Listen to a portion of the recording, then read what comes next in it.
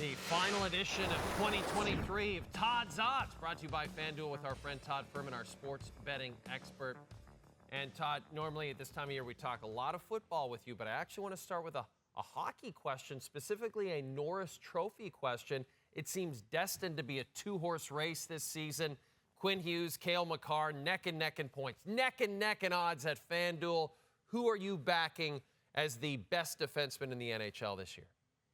I mean, Jay, if I'm looking at the market right now, I think you have to give the slight nod to Quinn Hughes based on his durability as much as anything else. He's got a slim edge in terms of points. You look at what Vancouver's been able to do this year, arguably one of the most outstanding stories that we've seen in the NHL, especially in the Western Conference. And when you're talking about what's led them to this improbable run, the captain deserves a world of credit. We're going to be able to give Cale Makar the Norris Trophy about 37 times during his career. I think the trajectory that these players are on right now, Quinn Hughes deserves to be a bigger favorite than he is in the market, but we'll see if the Avalanche figure it out. I have to imagine Devin Toews raised some eyebrows with his comments in the wake of the loss to the Chicago Blackhawks earlier this week. Oh, you know he absolutely did. And also raising eyebrows, the Pittsburgh Steelers. You know, last week you liked the Steelers as maybe a flyer to make the playoffs. Then they promptly go out, lose to the Colts, and now they have Mason Rudolph at quarterback. Last week I also asked you to put odds on Brandon Staley to be fired. Now the big question is, will the Steelers and Mike Tomlin actually part ways this offseason? Todd, I'm going to ask you to put odds on whether Mike Tomlin will still be the head coach of the Steelers next season. So, Jay, the Rooney family is about as loyal as it gets in the National Football League. You look at what this franchise has had in terms of coaches. You've gone from Noel to Cowher to Tomlin, and they love stability more than anything else. But you do wonder when this current regime has run its course, and I think we're getting close.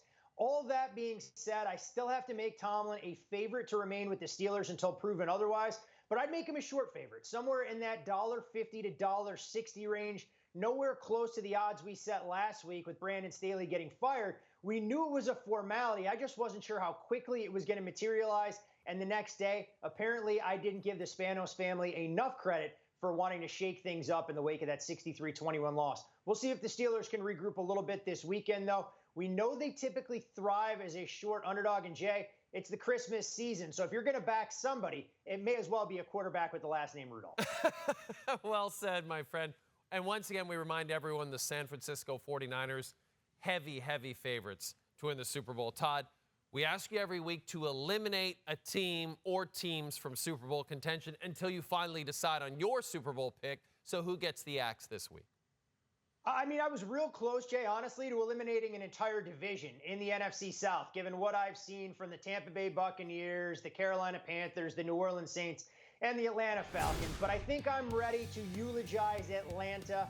You look at the way that they performed last week, had a glorious opportunity to keep themselves in the division race, up 7-6. Desmond Ridder gets picked off, and they promptly give up a 90-plus yard drive to the much-maligned Carolina Panthers. Atlanta may have an opportunity to surprise some folks and get themselves back in the race, but even if they get to the postseason, Jay, I think they are on the outside looking in, and it would be a true Cinderella story if they won the Lombardi Trophy. So Falcons, you're on the list.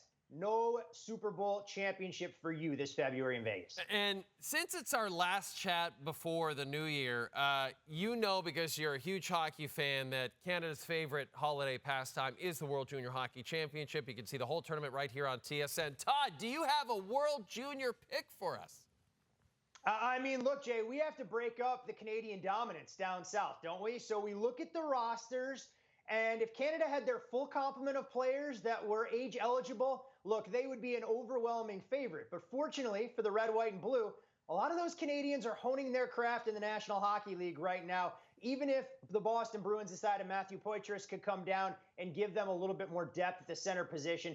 For me, I think Team USA, I know it's short odds, and I'm not going out on a limb, and I'm looking through rose-colored glasses, becomes the team to beat. But I wouldn't rule out the Swedish side either. We've seen home ice play a role in this sometimes, and we know this team is as talented as any other that's there. But I think Team USA, as far as their forwards are concerned, the deepest group in the tournament, and we're bringing the gold medal back stateside. I'm taking Team USA here. Boy, that would be a great gold medal game, no doubt about it. And the suits at this network would be very happy from a ratings perspective. Todd, You're the best. I hope you have a great holiday season. We'll talk to you in 2024. Take care, my friend.